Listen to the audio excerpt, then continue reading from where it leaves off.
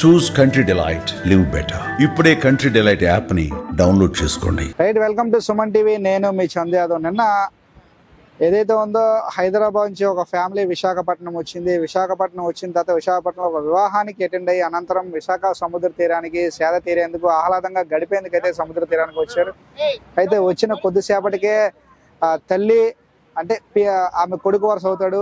తల్లి కొడుకు ఇద్దరు కూడా సముద్రంలో ఆటలాడుకుంటుండగా ఒక్కసారిగా కెరటం వచ్చి వారిద్దరిని కూడా లోపలికి తీసుకెళ్లిపోతున్న క్రమంలో ఆనందపురం పాలవలస దగ్గర ఒక హ్యాచరీలో పనిచేస్తున్నటువంటి గోవింద్ అనే యువకుడు వారిద్దరిని చూసి వారిని కాపాడేందుకు లోపలికి వెళ్ళడం జరిగింది. సో అయితే ఒక్కసారిగా వీరిద్దరూ కూడా ఒడ్డుకు రాగా ఎవరైతే కాపాడేందుకు వెళ్ళినటువంటి గోవింద్ నిన్న రాత్రి అంటే నిన్న సాయంత్రం 5 గంటలకైతే సంఘటన జరిగినట్టయితే తెలుస్తా ఉంది. నిన్న సాయంత్రం 5 గంటలకు వెళ్ళిపోతే కరెక్ట్ గా ఇప్పుడు 5:30 అవుతుంది. సుమారు 24 గంటల తర్వాత తన మృతదేహం అయితే మళ్ళీ సముద్ర తీరానికి కొట్టుకొని రావడం అయితే జరిగింది.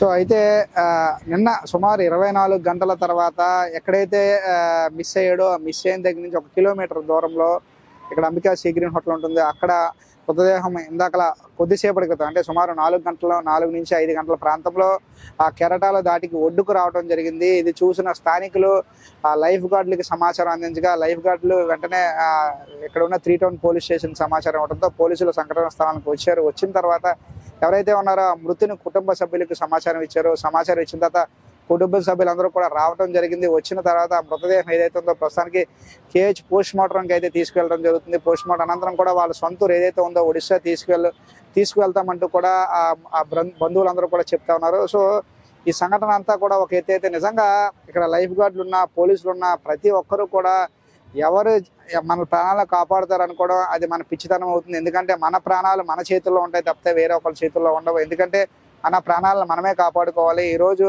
నిన్న సంఘటన ఒక ఉదాహరణ. ఇద్దరు కూడా తల్లి కొడుకు కూడా నీటిలో ఆటలాడుకుంటుండగా ఒకసారి కెరటం వచ్చి వారి లోపలికి తీసుకెళ్లిపోయింది. అంటే వారిని కాపాడేందుకు వెళ్ళిన అంటే ఈత వచ్చు అనుకొని తనకి ఈత వచ్చి యాక్చువల్గా అసలు ఈత వచ్చు కాదా నేను కాపాడేస్తానని చెప్పి ఆయన ఒక కాన్ఫిడెంట్తో లోపలికి వెళ్ళడం జరిగింది. కాకపోతే సాధారణంగా మనం మిగతా చోట్ల ఈదటం వేరు, సముద్ర తీరంలో ఈదటం వేరు. ఎందుకంటే మత్స్యకారులు గంగపుత్రులు సైతం సముద్ర తీరంలో ఈదుతూ ప్రాణాలు కోల్పోయిన సంఘటనలు చాలా కోకొల్లలుగా ఉన్నాయి. ఈ మధ్యకాలంలో మనం చూడొచ్చు ఒక చేప పూడిమడక అనకాపల్లి జిల్లా పూడిమడక తీరంలో ఒక మత్స్యకారుడు చేపను పట్టేందుకు లోపలికి వెళ్ళగా చేప అమాంతంగా లోపలికి వెళ్ళిపోయింది. ఇప్పటికీ కూడా తన మృతదేహం దొరకని పరిస్థితి. సో ఆ విధంగా విశాఖ సముద్ర తీరం పట్ల ప్రజలందరూ కూడా అప్రమత్తంగా ఉండాలి. ఎందుకంటే సముద్ర తీరానికి వచ్చి మీరు సేద తీరడం ఎటువంటి తప్పు లేదు. విశాఖ సముద్ర తీరాన్ని చూసి ఆస్వాదించడం ఎటువంటి తప్పు లేదు. కానీ సముద్ర తీరంలో మనం ముందుకు వెళ్ళి ఈత ఆడదాము లేకపోతే సముద్ర తీరం నీళ్లతో జలకాలు ఆడదాం అంటే నిజంగా మీ ప్రాణాల మీదకి తెచ్చుకున్నట్లు. ఎందుకంటే కెరటాలు ఎప్పుడు ఎలా వస్తాయో కూడా తెలియదు. ప్రస్తుతానికైతే బంగాళాఖాతంలో అల్పపీడనాలు కొనసాగుతున్న నేపథ్యంలో కెరటాలు ఇప్పుడు మనం చూడొచ్చు విజువల్స్ లో కెరటాలు సాధారణం కంటే ఎక్కువ ఎత్తులో వస్తున్నాయి. ఇక్కడ మన విజువల్స్ లో ఇంకోటి కూడా చూడొచ్చు. తల్లిదండ్రులు చిన్నపిల్లల చేతులు పట్టుకొని నిజంగా తీసుకెళ్తున్నారు. పొరపాటున ఒక్కసారి కనుక చేయి జారితే పరిస్థితి ఏంటి? తల్లిదండ్రులు కూడా కాస్త ఉన్నతంగా ఆలోచించాలి. ఎందుకంటే ఈ సముద్ర కెరటాలు అనేవి ఎప్పుడు ఎలా వస్తాయో తెలియదు. ఆ వేవ్స్ ఎట్లా ఉంటాయో తెలియదు. ఒక్కొక్కసారి నార్మల్గా స్లో వేవ్స్ ఉంటాయి, ఒక్కొక్కసారి టైట్ వేవ్స్ ఉంటాయి. అటువంటి సందర్భాల్లో ఒక్కసారిగా అమాంతంగా పిల్లలని జస్ట్ చెయ్యి జారితే మాత్రం మళ్ళీ పిల్లల్ని పట్టుకోవడానికి వీళ్ళకి ఈత రాదు, లైఫ్ గార్డులు కూడా వీళ్ళ దగ్గర ఉండరు. సో ఇటువంటి సందర్భాల్లో చాలా వరకు ప్రాణాలు కోల్పోయిన సందర్భాలు కూడా చాలా ఉన్నాయి. ఇక్కడ చూడొచ్చు ఒక మహిళ ఉంది, అక్కడ ఈదుతుంది. పక్కనున్న ఫ్రెండ్స్ అందరూ కూడా చప్పట్లు కొడతా ఉన్నారు. నిజంగా ఇక్కడ అంతా కూడా లోతు ఉంటుంది. ఇక్కడ వేవ్స్ చూడొచ్చు, ఎంత పెద్ద ఎత్తున వేవ్స్ వస్తున్నాయో చూడొచ్చు.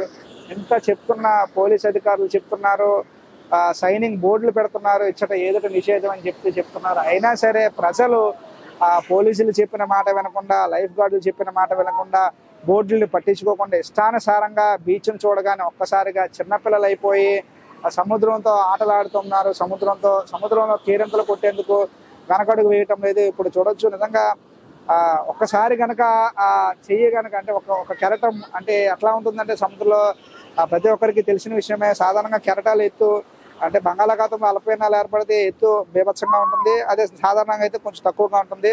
ఒక్కొక్కసారి కెరటం ఎక్కడి వరకు వస్తుంది, ఒక్కొక్కసారి కెరటం అక్కడి వరకు కూడా వస్తుంది. ఈ విధంగా కెరటాలన్నీ కూడా ఎప్పుడు ఎట్లా వస్తాయి అనేది కూడా తెలియని పరిస్థితి. కానీ నిజంగా ఇప్పటికైనా ప్రజలందరూ కూడా అప్రమత్తంగా వ్యవహరించి విశాఖ సముద్ర తీరంలో ఆస్వాదించడం తప్పితే సముద్రంతో ఆటలాడితే మాత్రం మీ ప్రాణాల మీదకి కొని తెచ్చుకున్నట్లే, ప్రాణాపాయాన్ని మీరు తప్పకుండా ఆహ్వానించినట్లే. ఎందుకంటే ఇప్పటికైనా అధికారులు చెప్తారు, సైన్ బోర్డులు పెడతా ఉన్నారు. ఇక్కడ ఎవరైతే ఉన్నారో జీవీఎంసీకి సంబంధించిన సిబ్బంది కూడా ఉంటారు. వాళ్ళు లోపలికి వెళ్తున్నప్పుడు విజిల్ వేసి పిలిచినా కూడా మళ్ళీ యథాస్థితికి వీళ్ళు మళ్ళీ లోపలికి వెళ్ళేందుకు ఇష్టపడతారు తప్పితే వెనక్కి వచ్చేందుకు ఇష్టపడరు. ఇప్పటికైనా ప్రజలందరూ అప్రమత్తంగా వ్యవహరించి సముద్రాన్ని ఎంజాయ్ చేయడానికి తప్పితే సముద్రంతో ఆటలాడవద్దు, సముద్రంలో దిగవద్దు. చూస్తూనే ఉండండి సుమన్ టీవీ. వీడియో జర్నలిస్ట్ రవితేజతో చందు, సుమన్ టీవీ, విశాఖపట్నం.